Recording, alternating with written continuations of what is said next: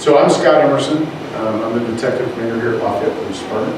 This is John Sellers. John is our patrol commander here at Lafayette Police Department. And this is Hector Sullivan Valdez with Flock Safety. And I just want to give those quick introductions. In the back is Anna Curran. She's one of our detectives. She's using the cameras. And she's also going to be taking notes for any questions that people have or concerns, anything like that, because honestly, as I'm going through this, I don't know that I'll remember everything. I'll do my best. John, you're welcome to stand up there, or I want to see the presentations. I'm sorry. So I don't do public presentations real frequently, certainly not those that are recorded. So I'll do my best here. Again, thank you for coming. As I mentioned to all of you, we are recording this from the back of the room so that we can post the presentation on our website for those that can't make it today. A few courtesies that I would just like to ask. I'm going to do a short presentation with a few slides. Turn it over to Hector. He has some information he's going to provide to everybody. And then we'll open it up to questions that anybody might have. I would just ask that during those questions, we do it by a raise of hands. I'm not necessarily great at keeping track who raised hands first, but I will get to everybody. So just be a little more aggressive the next time if I miss you. I'd ask that everybody just speak one at a time and not interrupt others. If you have comments, we are going to get those. We really want to hear what you have to say. So with that, I'm going to get started. Again, I'm Scott Emerson. I didn't start working on this project because I was out of state, but I'm primarily working on this project right now. I'd kind of like to first kind of go over real quick what we plan on covering tonight. The first thing is know that this all got started because the crime rate is up and we're searching for solutions to help the police department and the community work together, but to solve crime and prevent crime. But really, the ultimate thing, the goal would be to just deter crime, right? Keep it from coming here in the first place. We're going to talk about some of the rising crime trends. I'm going to talk specifically about Lafayette, but know that this is happening across the United States. We'll give information about the Flock automated license plate reader test and evaluation period, addressing community concerns. And I just want to point out that we really started addressing community concerns early on. We started hearing, well, I've heard concerns. I've been here for just coming up on 34 years in January. And so I get out in the community, I talk to people all the time. I feel like I know a lot of the concerns, but I don't know all of them.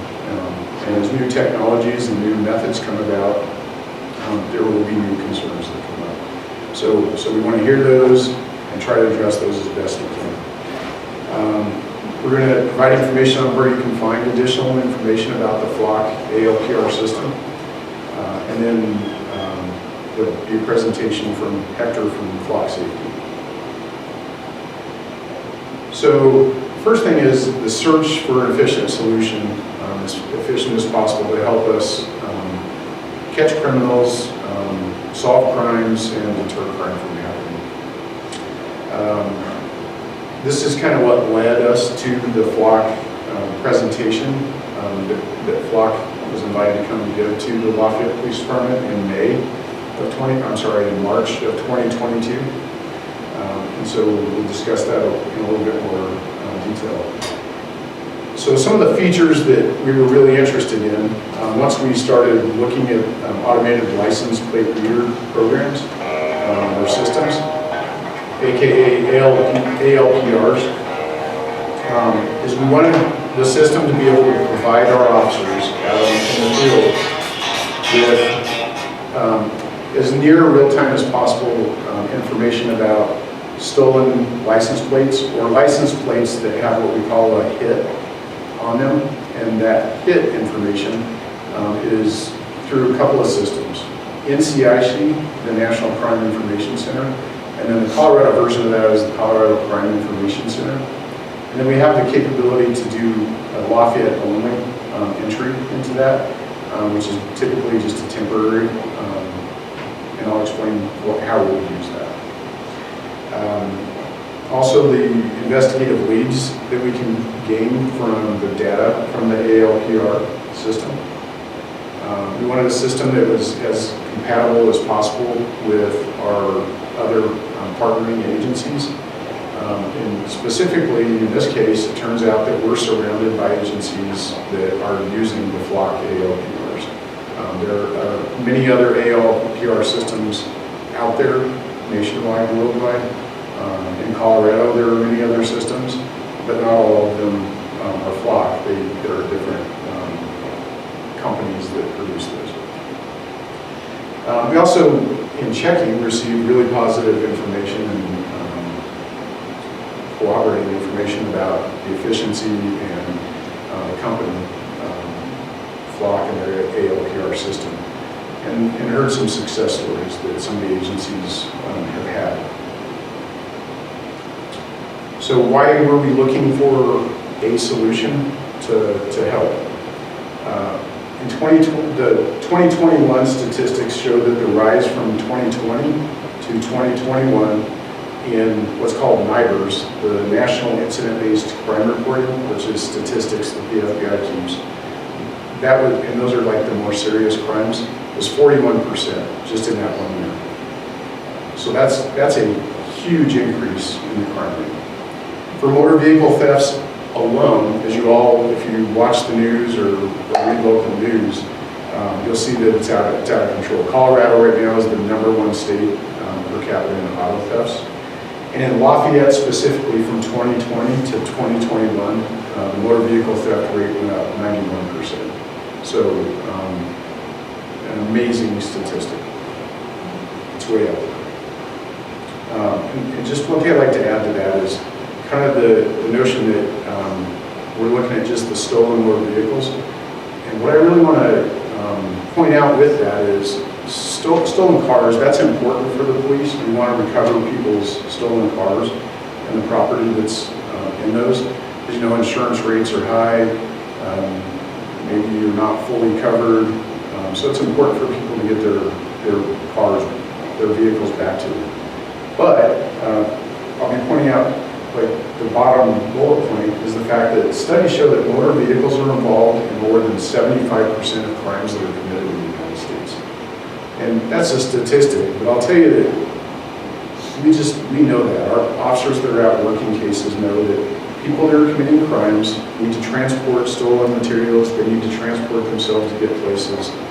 And I'll tell you that I don't have hard statistics on the numbers of vehicles that we recover, and we probably can't possibly get the information for crimes that aren't solved or that we solve later. But stolen cars, probably 80 to 90% of the stolen cars recovered in Lafayette are from outside of the jurisdiction. And people are probably not coming to Lafayette just to drive around and joyride. They're coming here to commit crimes. And the ones that we catch are committing crimes, whether it be catalytic converter thefts or burglaries. We've had other more serious crimes, shootings, where stolen cars were used. So what we're really interested in is getting alerts on stolen vehicles so that we can try to apprehend criminals before they further victimize our community members, and then catch them as soon as possible if they're vehicle. And that doesn't mean 20 officers rushing to an ALPR hit.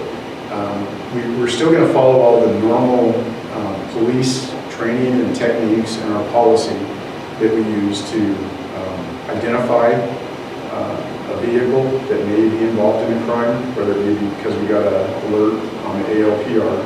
Though that our policy requires that if we get an alert and an officer finds the vehicle, they're still required, for several reasons, to visually identify the license plate and the vehicle description, and then to independently run it on their computer or through the radio to dispatch to confirm that it actually is still listed as wanted. So there are backups and redundancies to make sure that we're doing the right thing. I've heard from a few of our community members the concern that we would all rush into a dangerous suspect and there might be shots fired or a large pursuit ensues. The ALPR system is an extension to officers' eyes. If an officer sees a suspicious vehicle or somebody flashing a gun or a vehicle that we had received information was stolen, they're still going to follow those same procedures, and it would be the same if they received the original information from the ALPR. I skipped over the bullet point, but I think it's important to know since I gave you a 2021 end-of-year statistic. So far, year to date, I just checked with our administrative assistant today, and so far, year to date, our motor vehicle theft trend is staying consistent with last year. Right now, we have about 92 reports of stolen vehicles just in Lafayette for this year. So it's a pretty big number and a huge inconvenience for everybody involved. So the test and evaluation period has kind of ran its course like this. There was a data sharing agreement that was signed in May, and that didn't actually initiate anything except for the ability for us to receive a login so that we can see other law enforcement agencies' ALPR camera, some of their data, just license plate, to see if they had hits. If there was, then we can reach out to them and ask for more information about it. So that's what that is. That was kind of the first step. Then we started introducing to our community members at our community meetings that we were looking at ALPR. The first time was in April. I specifically spoke to several community members at that meeting. And then in June, we specifically introduced the fact that we were looking at flock ALPRs. And then in September, we had our community meeting actually in this room where you are right now, and did a more extensive explanation of what we were looking at. The city administrator signed the ALPR flock safety ALPR service agreement on June 29th, which just initiated us the ability to start a test and evaluation process. The first camera that actually physically got installed wasn't fully operational. It was sometime in August. So there's a whole process to go through about placement and having utility checks done and having appointments to get the installations installed. In fact, we only right now have, I think it's 24 of the cameras installed of the 30 that we plan on testing. So that does take us to the testing test and evaluation period is for 60 days, is the proposal on that. The police department has already submitted a budget request to city council, and what that is for is to secure funds for the lease of the flock camera system for 2023 if it ends up being approved. And then there's January 3rd is when the planned final presentation to city council is planned. We'll probably be showing the presentation you're looking at now, and may have additional information obviously about results of the test and evaluation. So here's what the ALPR system does. It takes just a still photo of the back of a vehicle and the license plate. The photo that you're looking at is actually my police vehicle from one of our cameras in Lafayette from the evening before last is when I go by that camera. So that's, there's obviously small variations to that. We're still in the test and evaluation phase, so I will tell you that right now there are a few of the cameras because of angles or the wide angle or telephoto type lenses that they have that are capturing the front of some of the vehicles. And so that's part of what we have to report back to them so they can readjust the camera or put a different lens on it. So that, because we truly don't want to capture the front of the vehicles. And I'll explain why.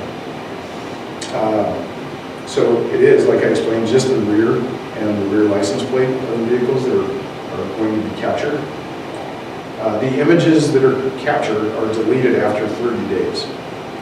And the only ones that are kept longer than that are images that if one of our police officers or detectives has an investigation and they want to collect that image and the information from it, they actually capture it and put it into our evidence section, just like we do our photographs that we take or surveillance videos from Walmart or the hospital or wherever it might be. It goes into what's called evidence.com. And we need to do that within 30 days because at the end of that, it's gone. And there's nothing that we can do or Flock can do to recover that. And I've had several people ask why it's only kept for 30 days. And what it comes down to is, I'm not sure, I think it's Flock's philosophy that they gained probably from their business practice. But it's one of the things that interested us because of the privacy concern of our community members. And we don't want the ability to collect intel on people or show habits over long periods of time. And so that information is gone after 30 days. It goes away. So I've had several questions about what if you had a crime that was committed 2 months earlier? And the short answer to that is we're out of luck with that tool, or we have to use all the other tools that we can use. So an example that I'll give you is, say one of you goes on vacation from your house in Lafayette, you're gone for 2 weeks, you return home at midnight, you wake up the next morning and go in the basement and you find broken glass from the window. Obviously somebody came in, they stole, say, some family heirlooms, and call the police. Lafayette Police Department comes out, takes a report from you, and during their investigation, they canvass the neighborhood, talk to a neighbor several houses down who happens to say, you know, funny you mention that, last week I saw a red GMC pickup parked a couple of houses down. I saw a guy get out. I just assumed they were looking for a dog or going to visit a friend or something. It was a little bit weird, but I didn't think that much of it.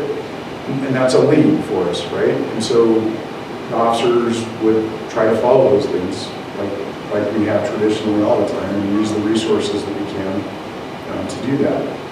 Well, with the Flock ALPR, because it's 2 weeks, we still have 2 weeks left, we can go look for a red GMC pickup and then obtain a license plate or license plates if there's more than one within the time frame we're looking at, and then use that as an investigative tool to help capture the suspects from that crime and hopefully recover property and determine if that vehicle is used in any other crimes. So that's an example.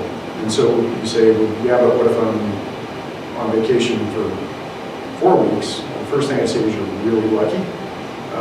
But I'd just say I'm sorry that you're out of luck. And it really is why we really push everybody that as soon as you identify that a crime has been committed, that you've been victimized, to please call us right away, because not just for cameras or surveillance systems anywhere else, but really any criminal leads, they start diminishing pretty quickly. People forget information, so please call us right away. So the data that's collected, it's objective data. It is not subjective. There's no facial images. There's no personal identifying information. It doesn't capture the gender or the race of a person driving the vehicle. It captures the rear of the vehicle.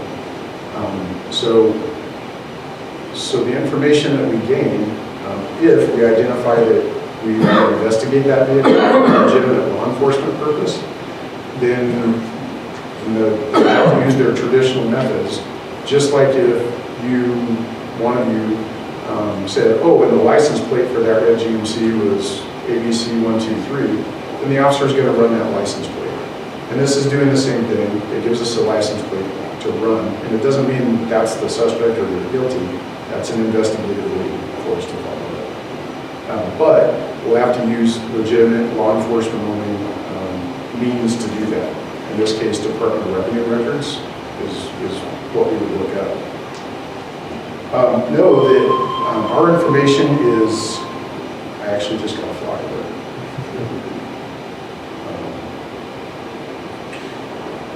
The information that's captured on Flock by contract that was signed is restricted. It's owned by Lafayette Police Department and controlled by Lafayette Police Department. And we only authorize it to go out to other law enforcement entities, just like we would if we took a crime report and received information from a confidential informant or from a surveillance camera at Good Samaritan Hospital, and another agency, Boulder Police Department, say, reached out to us and said, hey, we're investigating this, we would share that information with them. But if a private investigator reached out to us, we wouldn't and couldn't share that information with them. And it's the same thing with the ALPR information. We'd only share that with other law enforcement. We don't use, and I think there will be questions about this, we don't use the Flock ALPRs for traffic enforcement. It can't tell how fast anybody's going. It's not video, so we couldn't even time it later. It's a still photograph that's taken.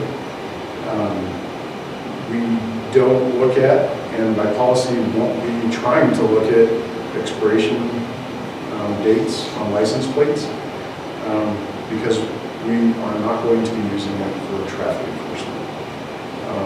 It also does not track non-offenders. And know that all of our other regular Lafayette Police Department policies apply to this. We don't enforce immigration, and NCIC, the FBI's computer system, has immigration offenders sometimes listed there, and those will come up as a hit. And we are unselecting that checkbox, so it's not even notifying us about those. And then there's a couple that are nuisance that we're going to continue to work on and decide, such as different than a stolen vehicle, a stolen license plate. So if your front license plate is stolen, you take a report, that goes into the NCIC, CCIC computer is stolen. But if you leave your rear license plate on, even though you legally can't do that, you have to obtain new license plates because you have to have front and rear. But if you do, and a police officer runs it because he sees you speeding, so he runs it, it's going to come up as stolen. Or if the ALPR reads it, it'll come up as a stolen plate. And you're not in a stolen car, and you'll get contacted as if you have a stolen license plate, and we want to avoid that. So that's one of the reasons most of the time not selecting the stolen plate. The information on our website is available to everybody. So if you go to the LafayetteCo.gov/police website and select the transparency page, there's then another, in the right-hand column, another specific link to the Flock transparency page, which, by the way, lists my name as it's listed on here and my email. So if you have additional questions that come up later or you want to refer somebody to me, you can do that. If you don't remember, it's on that page and other places on our website. So with that, and we'll get to questions and probably, I expect, a little bit more in-depth answers to some questions. But first, I'd just like to introduce Hector and let him discuss. Awesome. Good evening. My name is Hector. I'm with Flock Safety. I'm a community engagement manager. DC Emerson did a fantastic job really narrating kind of the history at the department, when it comes to selecting this type of technology. I will give you all a little bit of background on Flock, our ethics stances, and diving in a little deeper into the product as well. And then we'll be happy to answer questions that you all may have. So why Flock Safety? Our mission is to eliminate crime for the whole community. A little background on us, we're an Atlanta-based company. Our CEO was actually the victim of a crime. He had founded several companies before, and just like most folks in the room probably had a Ring camera, had evidence, went to the police, and the crime was going unsolved. At the time, they let him know you need a license plate. That's what we would have needed to start our investigation. So he set out to find out, well, how do we get this for my community? Found out LPR has been around for over 30 years. Most departments have some experience with it, maybe using it. You may have not even noticed when you go into a parking garage at many malls, there's LPR technology there. Really what he did is create LPR technology that was affordable enough for his HOA, or his neighborhood in Atlanta, and using a software as a service model, which is what he was used to with his other companies, right? Typically, these cameras were tens of thousands of dollars. Your city would have to purchase a camera, and just like anyone of us that has an iPhone, next year there's a new technology out there, and then what you have is obsolete. So with us, it is a standard fee. We maintain the cameras. We have Flock employees that are technicians, the customer service, and then the software. All of that is included in the contract. And if we have new technology, a new camera, we will update it for you, right? So that's kind of some of the difference there with Flock.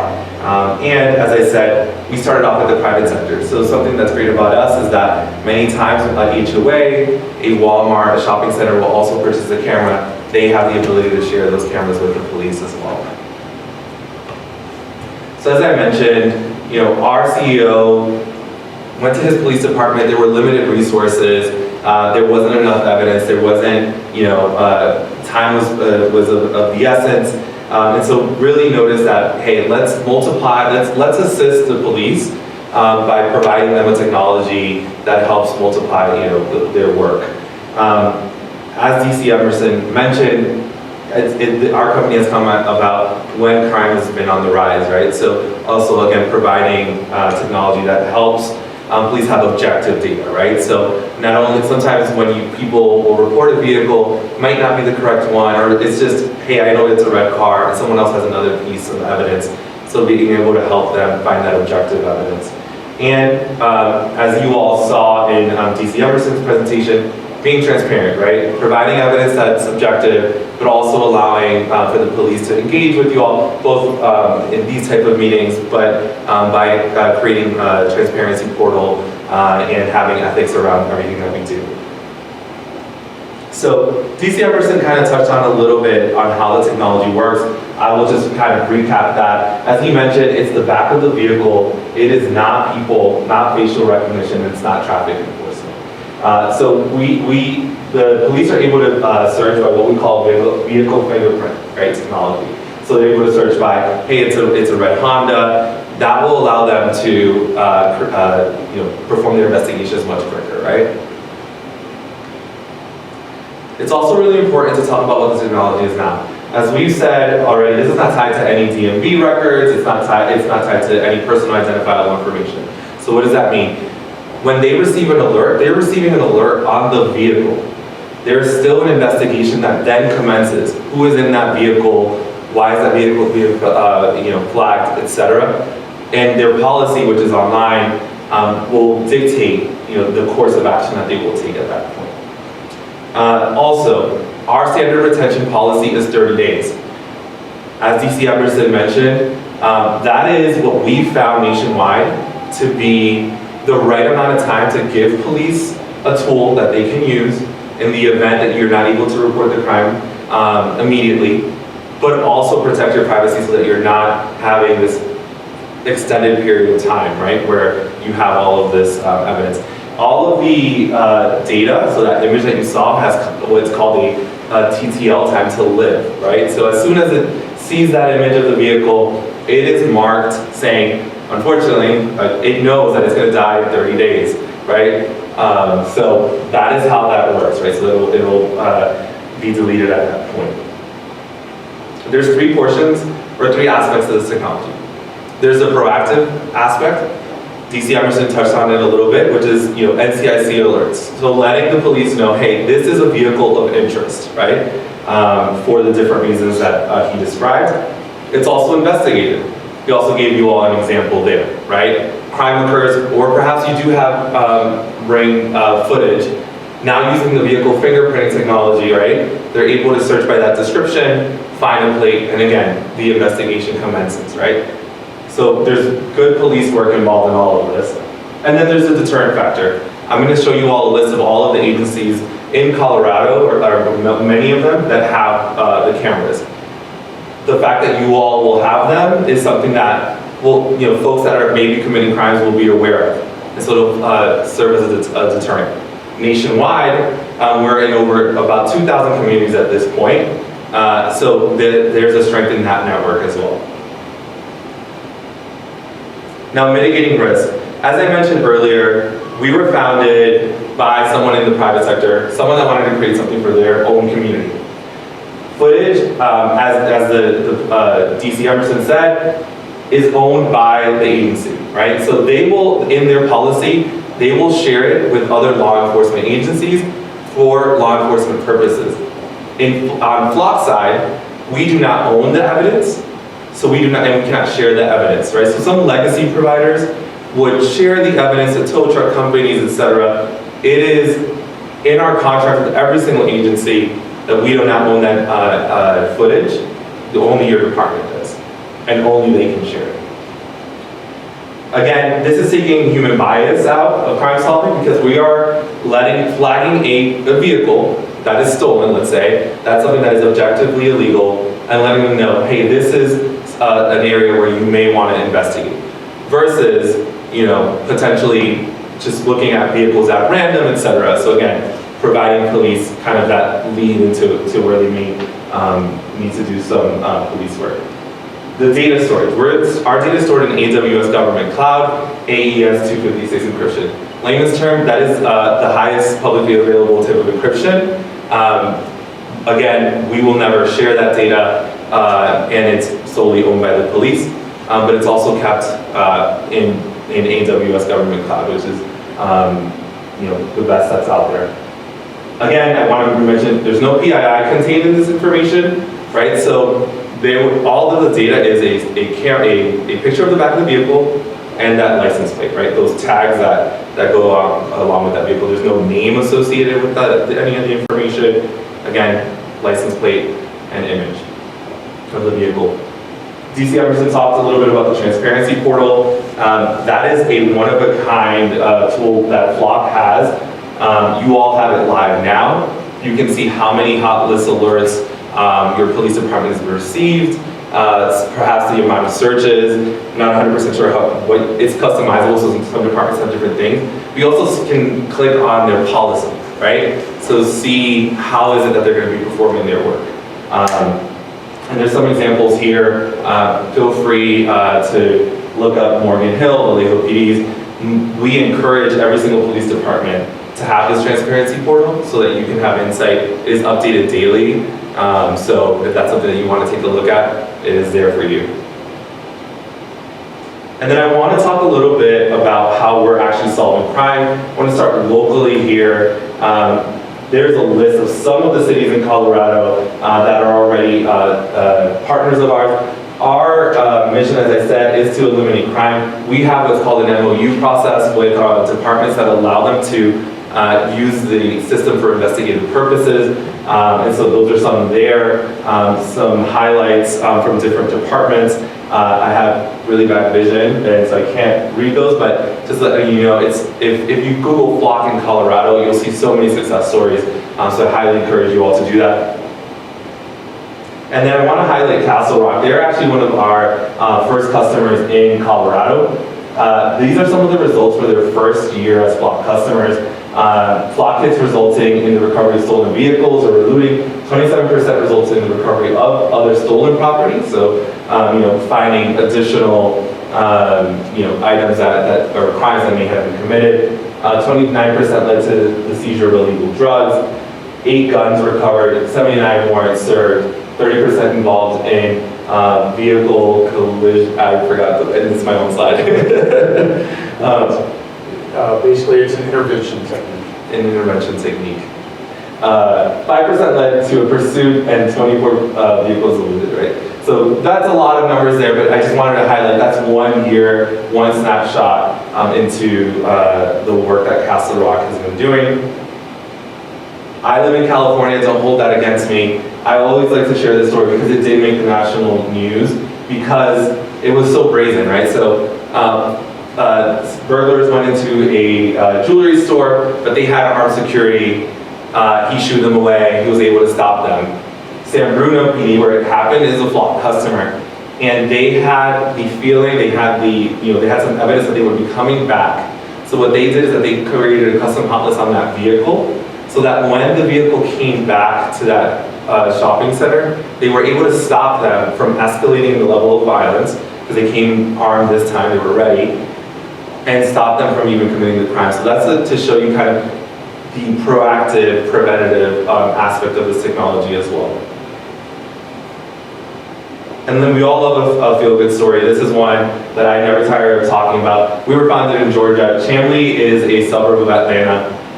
Stranger-on-stranger abduction. So for the folks in the room that may not be aware, that is extremely rare. The chief of police of Chamblee, he retired a couple months ago, about a month and a half ago. They were at his retirement. This is the only time that it happened. That day he happened to be at Six Flags in Georgia. Point being, there was an Amber Alert issued at 12:33. She was able to give a description of the vehicle. His police department went into high gear to find that vehicle. So they used that description to find a plate, to then put an alert on that vehicle. They had gone to Alabama, and their intention was to raise this woman's child. But within 6 hours, they were able to stop. They were able to find the vehicle, make the arrest, and return the child to their home. So that again shows you, in these type of crimes where every minute counts, it's really important to have a technology that allows you, unlike Ring, etc., to be able to give police the ability to search for the vehicle. There's a lot more that we can talk about, and I'm happy to answer any questions along with DC Emerson. And pleasure being here. Thank you. Appreciate it. So with that, I'd like to open it up for questions. If anybody has any questions. Yes? I got a bunch of questions. So somebody shut up when you're going to Well, let's go one at a time in case anybody else wants to jump in and clarify. So my first one is, I noticed that you talked about the 30-day deletion policy. So a couple of questions about that. It's on your website, it says deletion of public safety data. What is your definition of public safety data? So the retention policy, and according to their contract, is within 30 days it's all deleted, right? So the footage is deleted. Do you store any data related to the picture other than the picture? Any No. data? It has a time to live. All of the tags, let's call them that, they're deleted with the image. Who verifies that deletion? That is how the system works, right? So that image has that time to live. It automatically is deleted from Amazon Web Services. I got more about that. Does anybody else have anything right now? I'll ask one. I don't know if it's status for you or for Flock. So, I'm looking at your website here, which I appreciate, and it talks about the hot list hits in the last 30 days was 421. So the question is that one car that got hit by 10 license plate readers and drove through every day, which is, so what I'm getting at is I'm trying to figure out how many hot cars or stolen cars, whatever, come through our community in a month. Unique cars. Sure. So first let me expand on the description of a hit. So one hit, in this case you're talking about, I think you said 439? 421. 421. Yeah, so one hit. that's 30 days. Okay. So one hit is the ALPR detected a license plate that was entered into the NCIC or CCIC computer for some reason. It might be an Amber Alert, it might be a stolen vehicle, it might be a wanted person that they've connected to that license plate. So that's one hit. So to your point, that could have driven a strategic route to hit every camera in town within an hour, and that would be, right now, 24 hits. But I'll give you a more recent example. And a Boulder County agency had a endangered runaway that they were looking for, that they connected to a vehicle, and they knew the license plate. It was an Associated Persons vehicle. So I know on one day, and here's kind of how this one happened, I happened to be talking to one of our deputy district attorneys on the telephone about totally unrelated things, and mentioned our ALPRs that we were in the test and evaluation phase of. He said, oh yes, in fact, one of our investigators had a hit on a missing endangered person. That investigator is their human trafficking investigator. So she was investigating that case with another agency, and it hit on a camera, which actually is Erie's camera, but kind of coming into Lafayette. I was like, oh, interesting. So I called that investigator, got the license plate, and ran it just on our cameras. And the next day, it turns out that it went past that camera again, and then past another one that went back into Louisville. So I called the detective related to that, obtained some information, put information out to our officers so that they knew what to do with that. And then I actually received information this morning from that detective that they found the car and impounded it. They still haven't found the juvenile. So in that case, we know of 3 hits over a 2-day period from the same license plate. With that being said, some might only be one time that comes through town. But I guess the question, Scott, and again, I know it's Flock's page, you could easily, you got 421 hits. You could easily say, of those, there were 100 unique ones. So Or we there were could, 80 total. and that's probably up to each agency and how they decide to. Oh, so that's a decision by you, not by Flock? Well, yes. So Okay. we could actually, there's a system in there where we can eliminate the plate, if, say, call it a nuisance plate. So for example, let's say we have one of those vehicles that the front license plate was stolen, it's entered, and it keeps hitting because the rear license plate is still on there. We can go in and enter that license plate for a certain amount of time, which we list, to eliminate it from alerting us or being alerted in the system. And as far as the transparency page goes, what is the label that you're looking at? When you looking at it? It just says, and again, it's on Flock's page, hot list hits in the last 30 days. So I completely understand hot lists can be different things. Yeah. It may not be stolen cars. The question is, once again, there's 421. So if I look at that at a glance, I might say, oh my God, that's a lot of hot stolen cars potentially going through in a month. However, like I said, there could be a lot of duplicates. It would be very easy, as a numbers guy, to say, of those 421 hits, 82 of those were unique. We can add a separate field. Those pages are customizable. Right. To Detective Emerson's point, where it would show of those how many are unique. Of course, if a vehicle goes through town and it alerts on every camera. Exactly my point. So that it'll Right, if it takes the route. So there is a feature right now that will show us, if we're investigating that plate, it'll actually show us how many times in the last 30 days it's received a hit. Okay. So if we're not going to randomly look, but if we're investigating that particular plate, we could then pull up, isolate all of those hits, say there was 30 of them. We could pull up those hits and look at what cameras or what times of day, if we were going to try to establish a pattern of the criminal investigation, so that we could develop a plan to contact or do surveillance on that. So I don't want to belabor the point, but what I'm trying to get at from a community member is I'm trying to assess how many times over the course of a month does a unique, hot, potentially stolen car, whatever reason, come through our community? Is it just like 2 or 3 that do the perfect circuit per month, or is there really like dozens of cars over the course of the month? So I'm just going to tell you, based on my non-ALPR experience, that's going to vary every section of 30 days. Sure. Because sometimes we might have a vehicle that goes undetected and hits a whole bunch, and then it gets caught and becomes not a problem anymore. But I just would encourage you to put that number up there, because I think that would be an interesting statistic, because it gives us an idea how many hot cars, and again, I want to be careful with my terminology. I don't want to say stolen, Yeah. because I understand it's a hot list, but how many Hot list vehicles. hot list vehicles? Okay, so thank you. And we'll write that down and we'll contemplate that. Okay, Take a look at it. just an idea. Okay. Do you have a question? Oh, I've got lots more. I noticed on your website that you've got an ethics committee, Yep, I'm on that one. but it looks like all of the ethics committee members are actually internal to Flock. Is that true? Yeah, so that's an internal committee.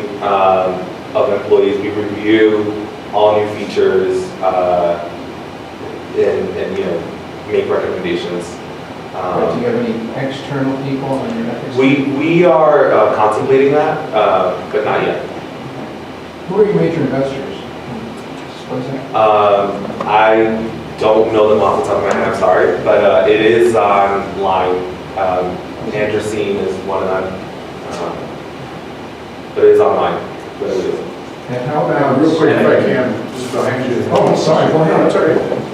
On the picture that you took of your car, that was Yes. taken of your car, there were no cars coming forward. What if there'd been another car, you were meeting a car also? Yeah. Would the picture be taken of that car too? Right, so there was a little bit of an open space, and so that will be one of those that we're going to be talking to the installer team, the maintenance team, for a readjustment. Because I've noticed, I think, off the top of my head, there's about 4 cameras with that similar situation that we need to get readjustments for. We mask them basically, that is the term. But the other part is, as far as search, if there's the ability is to search for the back of the vehicle, like those identified features, right? So in the event, in that picture, until we mask it, you still can't search for that vehicle. The one that's In coming the forward. But with that said, I think to your point, and I think concern, we want to the best of our ability to prevent the front of vehicles from being visible. Certainly for those searchable vehicles. I will tell you that there are probably going to be some intersections or some locations, notably 4-lane roadways, where they're having to cover 2 lanes. So down the road a bit, if there's not cars in front of the car, the still photos being taken, they'll probably be the front of vehicles. I'll also tell you that it's not recording the license plate or identifying information from that. Can you see into the car? Well, that's the other thing. So far, I've really tried to pay attention to that.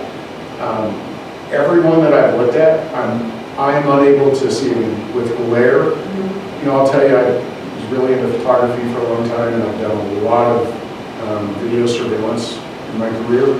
And sometimes it just happens that light conditions are right, you probably can see in the car. With that said, I'm going to go back to our department policy and the law, and that would get into profiling. And it would go into profiling of a vehicle that we weren't looking at in the first place. We were looking at the identified plate. Any other questions? Yes. Since we're tag team, this is a fairly quick one. I don't want to open up the can of worms in this one, but you mentioned January 3rd would be city council presentation, because it's a test period. The model is an SAS type model that I believe is $2,500 per camera. But can you summarize quickly what the proposal will be to the city council and how much the city is going to have to budget for this? Is there other costs? Yeah, and I'm going to give you approximates because I don't have Ballparks, numbers. yeah. But for the 30 cameras, if that's the final number, and we have no intent at this point to ask for, unlike I heard somebody say that somebody posted somewhere that I told them an additional 30 cameras, which is absolutely false. Okay, thank you. Never had intention to add any more to that number. But for those 30 cameras, the first year would be like just over $88,000. And then for years after that, it's around $77,000. The difference there is the initial installation and initiation fees. I don't know if that's what they're called. Okay. So, And that's pretty much the all-in cost. It's not like body cams where you have to have someone to retain them, you have to have storage and stuff like that. Again, you guys, it's a whole turnkey model. okay. So that's the all-in cost. Okay, great, thanks. Yes, ma'am. Has there been any vandalism of the cameras? Yeah. So I've inquired quite a bit about that. So far in Lafayette, no. And I have heard of one case of vandalism, and actually I think I heard that from Flock or I read it online. Did it happen? I'm surprised to hear Boulder has a lot of cameras, Golden, Castle Rock, Erie is just getting theirs installed, but Louisville's had them for some time. And so far, I'm not hearing of vandalism from anybody. I'm also not hearing about they've been getting run over or hit by cars or anything like that. it's possible that that'll happen, but so far, no. Yes, Are these fixed installations? yes. They're fixed installation of the camera or mounting, and then a fixed site picture. And there's no ability to pan, tilt, zoom, anything else. Okay, and so how long does it take the bad guys to figure out how to get around all the cameras? So Bad guys are bad guys, they're not stupid. right. So I don't have the answer to that question. I'll tell you that we've heard that from other jurisdictions that bad guys are told them that they know that they have them, and I'm sure just like they know in Walmart where the cameras are and where the detection devices are, etc. So I have no doubt that may happen, especially any local residents that decide to commit crimes might. Many of the crimes that are committed in town are from persons living outside Lafayette. And so we can only guess on how many people will know about that. So I set up a bad guy Waze app and sell my data online to guys. Right. Which obviously we want to avoid, which is why we're not posting on our website the map of every exact location. That it would be advertising what route not to take, and you could easily take other alternative routes. But we try to be thoughtful. Flock has a team of law enforcement, retired law enforcement professionals that has a lot of experience in surveillance and crime data, and we actually sent them our crime mapping data, as well as maps for the city to look at most common egress and ways in and out of the city, as well as crime mapping, so that they can be strategically used as efficiently as possible.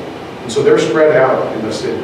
I'll tell you that I had a meeting with a resident from Lafayette that had a concern that they might be predominantly placed in higher crime areas that may predominantly have certain groups of community members. And I did show that individual specifically where the maps were, and he acknowledged that that's not the case. They're spread throughout the city. Yes? I guess I'd ask from the flock perspective, what kind of access the employees might have to that, if it's incidental, or if it's like the Lafayette department only has access to it, etc. We don't have any access to the data. The department's the only one that can access it or share it with us, right? If there was like a support question, but we don't have access to the data. And we checked and had our attorney check, and that's actually in the contract for that same concern. Yes, sir. That's it. So even the data in the cloud, you guys can't access? We cannot access the data. There's what's called, if for aggregate purposes, if they are looking at quality control, but not down to the level of like your city, right? Like, is the data uploading properly? They'll have an alert, and at that time we would have to reach out. So another question on that is there access logs kept for the data, and how long those logs kept? From Flock or from the So if the city? somebody that Lafayette PD accesses the data, does it record who accesses the data and how long those records? Yep, every single time. So every time that they perform a search, and it's also in their policy, they have to enter in an incident number, case number, so that it's logged to, hey, this is a legitimate purpose, right? And that lives forever. And it's never, deleted.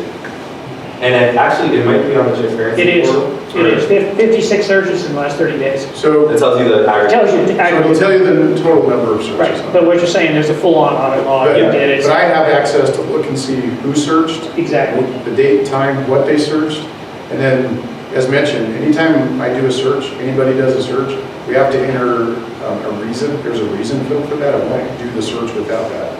And the question I got was, well, technically somebody could enter XXX, and yes, they could, but then when we start reviewing the audit trail, we will get that corrected. So our policy is they have to enter as much.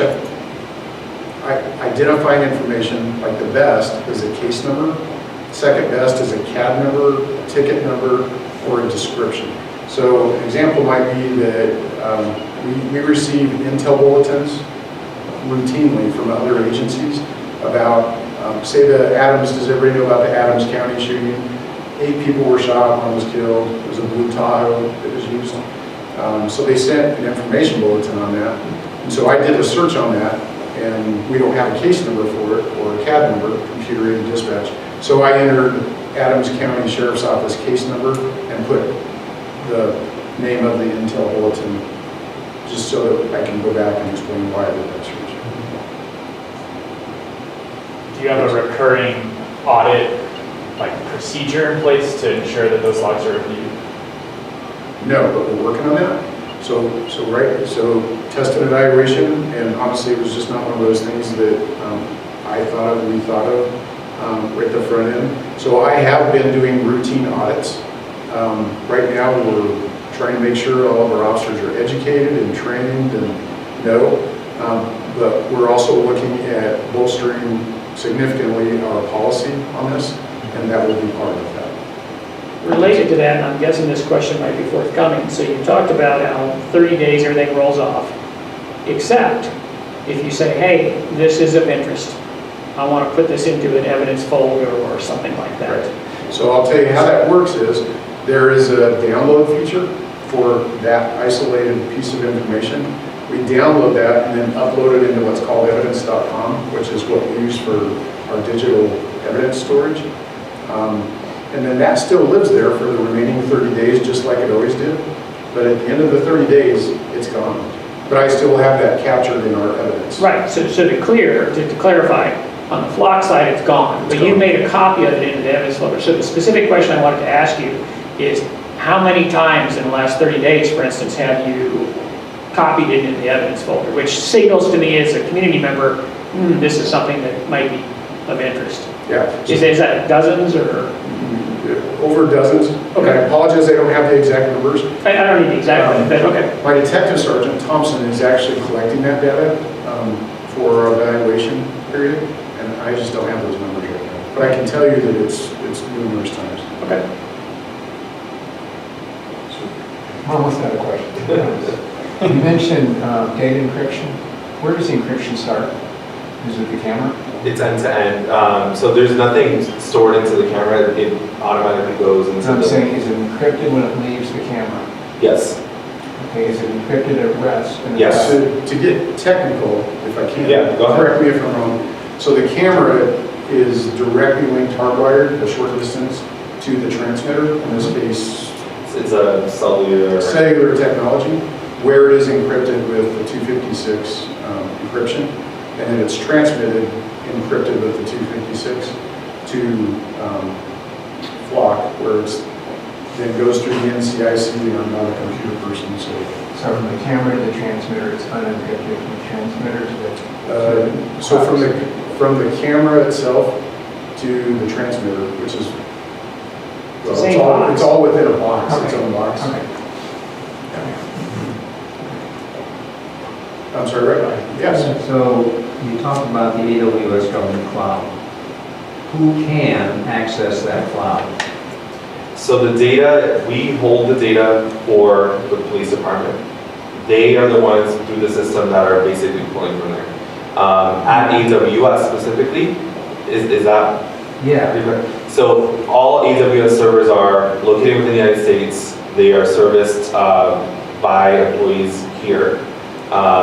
They don't have access to our data.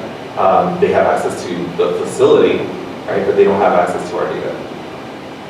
Or to your Okay, access, not permission, okay? Digital access to that is over the internet, question mark? I can get you a specific answer on that part, but there's no, they don't, or you want to jump in? They don't have access to the data themselves. And it's encrypted, it's stored in the server, right? So it's went from your camera to the server. There's no one that can log in and see any data outside of your... Logging in is permission. I'm asking a question about I'll say physical, even though it may be via cellular or Wi-Fi or IR transmission. But the structure is such that someone with connection to the internet can actually get there, not with permission, but they can get there. No, it's encrypted, it's sent directly there. Encrypted is a different thing, okay? I'm asking the question of whether or not that, I ran a global network for 3.5 years, okay? It was completely inaccessible to anybody because it was not connected to the internet. Monitored 24/7, 365. It was not connected to the internet because we didn't trust the internet. And we was the Bowie's company, okay? Yeah, they're not air gapped. They're not air gapped. I don't think so either. So just to understand, There's no reason to be. I don't know that I can, I'm not technical with the cloud computers in general. What I can tell you is that we're going to look into that, get that question answered. Because even at Boeing, even though whether they're air gapped or not, somebody could technically physically break in and get to it just like anything. So I will tell you that FBI associates that I've talked to have indicated to me that they feel that it's secure. I suppose somebody just like at Boeing could break into it. But what I'm also told is that there would be detection devices, and then they would have to try to unencrypt any data they got. But that's all I know. We're writing it down, and we'll try to look into it a little bit further. If you can get with me afterwards, so I can get your contact information. Sure. And I'll try to answer that for you. Thank you. And for some extra context on that, my understanding is that those servers are required to follow what's called the FedRAMP guidelines for regulation, and they're also dedicated servers.